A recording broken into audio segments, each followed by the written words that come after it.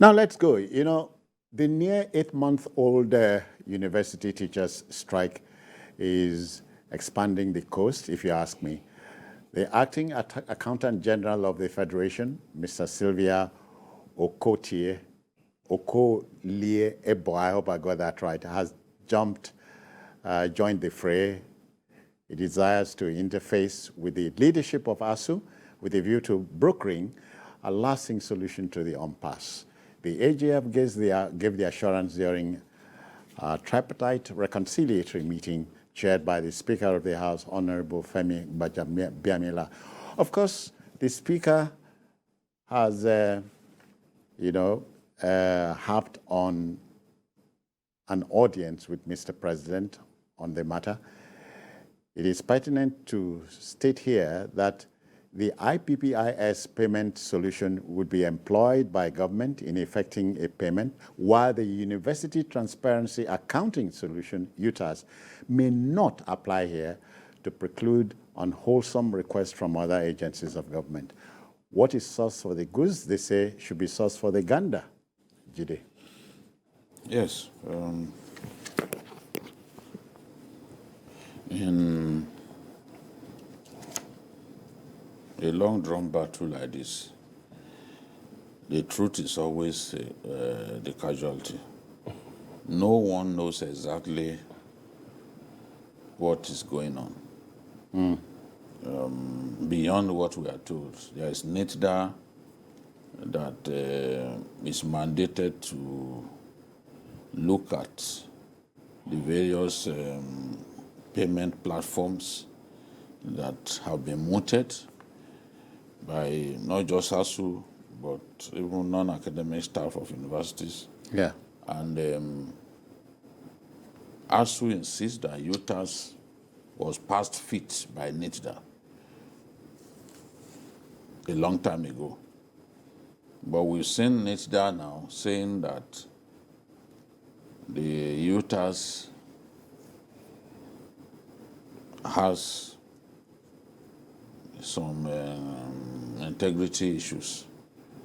Although I'm happy that they also admitted that IPPIS is not also, a perfect... Yeah, it's not foolproof. Yes. A system that's in place and permits someone to allegedly steal more than 100 billion.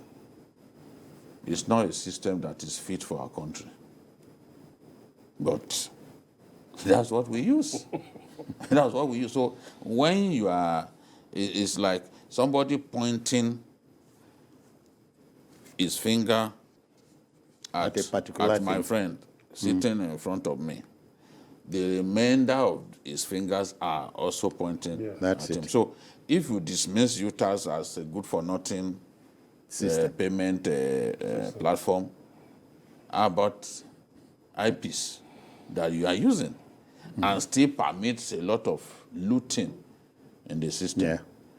So, but the argument that the Accountant General is making is clear, that look, if we permit UTAS, other labor unions will come up and say, look, give us our own, give us our own. And I think that if they weren't even thinking along that line, the behavior of university staff, ASUU asking for its own payment platform, non-academic staff, SANU and the rest of them asking for their own, is shameful. Yeah. Because they just behave like the Accountant General, the acting Accountant General predicted will happen. So if within the university system, you can't even have unanimity on the payment platform that will best suit the system, everyone is asking for his own. It's a matter that really bothers me. So the way it is now, they're saying they have to appeal to ASUU to accept IPPIS with a view to even identifying what the problem is. Yeah. He is saying now that when they sit with ASUU, they will know what really ASUU wants. But what ASUU wants in this matter is known to everyone. So if people in government are now pretending like they don't know why ASUU has issues with IPPIS, that means that there's a lot of dishonesty about the way we are conducting matters. Already, I read that the Minister of Labour said, oh, government will now accept a payment system that is defective. So In reference to UTAS. UTAS. But he's silent about IPPIS. Because IPPIS is just as clean as a sewage pit. Yeah. That's the way it is. If people can steal in billions. Yeah. So is that one a payment platform that government should be happy to use? So it's all kinds of problems. Emeka, to think that tomorrow we as a country, as a people, will be 62 years old. There are folks who talk about our country being an anthem and a song in the independent country. UTAS IPPIS creating problems in 2022. They say there are three sides to a story. In this case, the ASUU side, the government side, and of course, the truth, which suffers the most. Yeah, well, we can't pretend that there won't be disruptions in the system, in any system anywhere in the world. There's no foolproof system. There's no perfect system. But the point is that when problems arise, you must be sincere enough to seek solutions to those problems. In this case, I think the attitude of the Minister of Labour, Dr. Chris Ngige, has greatly contributed to prolonging this problem, because his utterances and actions going to court and all of those things have only inflamed passions and exacerbated the crisis and has made matters worse. He has not even worked in, to the extent that his colleague, the Minister of Education, felt at a point he should take over the negotiation, because he wasn't putting in effort towards resolving. Rather, he was making things worse. That's one. Secondly, on the issue of UTAS and IPPIs, you see, I think what the Accountant General was saying was just funny, laughable, because how can you say it will be wrong to have different salary structures, different payment systems, when the same federal government has said, the same Minister of Labour said some years ago that government was alarmed that they had different payment systems, that it would harmonize them. Up till now, you have not done that. Then the federal government has said that by the end of this year, it will harmonize the salaries of civil servants. So going along with that, it's only to be expected that you should make effort to ensure that not just the payment system, but also things people have been complaining about. That, okay, for instance, why would a special assistant to the president be any more than a university lecturer, university professor? Those are the things. So it's not just about payment platform. It's also about the immorality in the kind of salaries you are offering university lecturers. People who have put in years of research, of effort and everything. And then you have government officials who are educated, going through the same universities, trying to undermine the good work of university lecturers. And we understand that some professors, university lecturers have died in the course of this strike. Yeah. Instead of looking for solutions, you're talking of no work, no pay, and all of these things. Meanwhile, undergraduate, university students, undergraduate, postgraduate students are at home.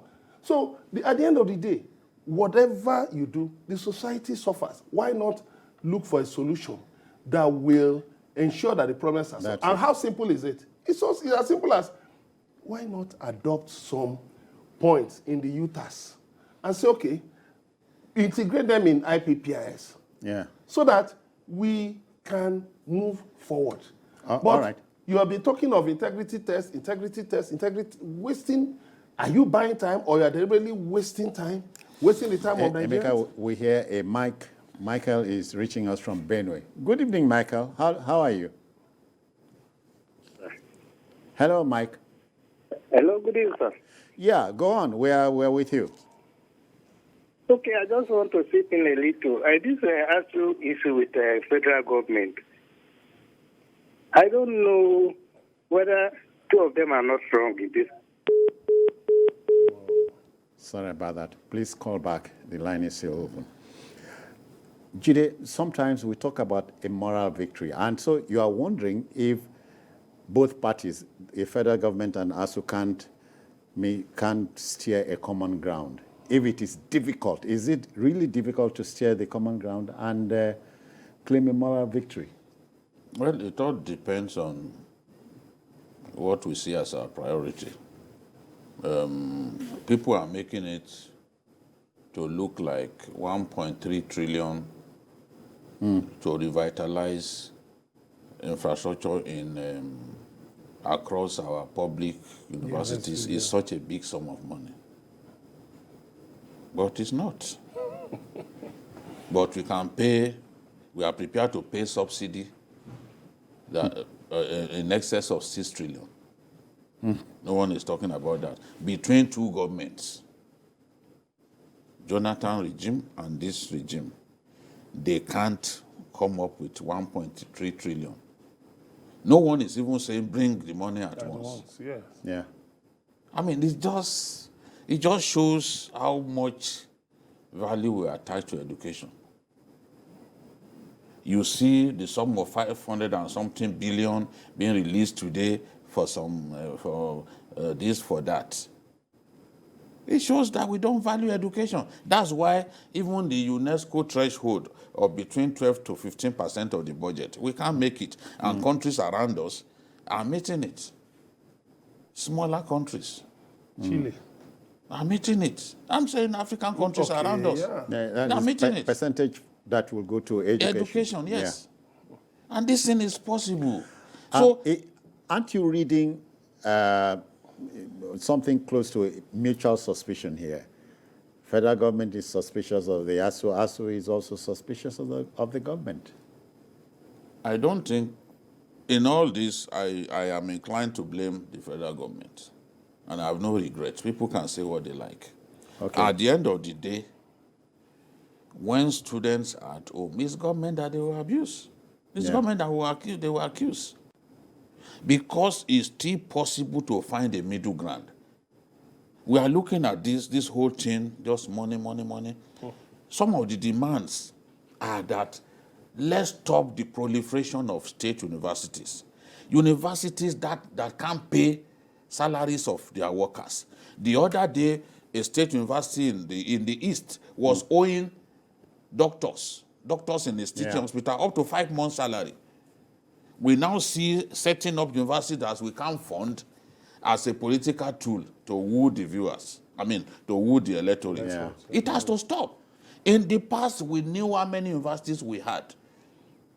In fact, when you are doing social studies in those days, you will be asked to recite the names of all the VCs of because now we are setting up universities that we can't fund. The other day I went to a federal university, they didn't even have any inch of tarred road and no perimeter fencing around it.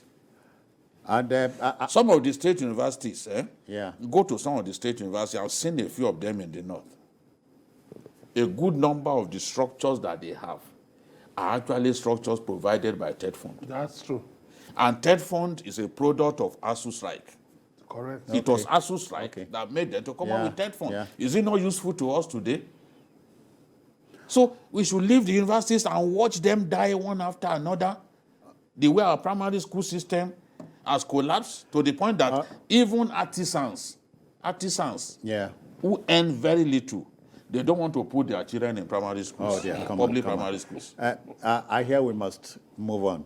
The debate will continue. Emeka, the other day, when the court ordered the teachers to go back to classroom, I thought it was I wondered what the big idea was. But again, this is our country. At 62,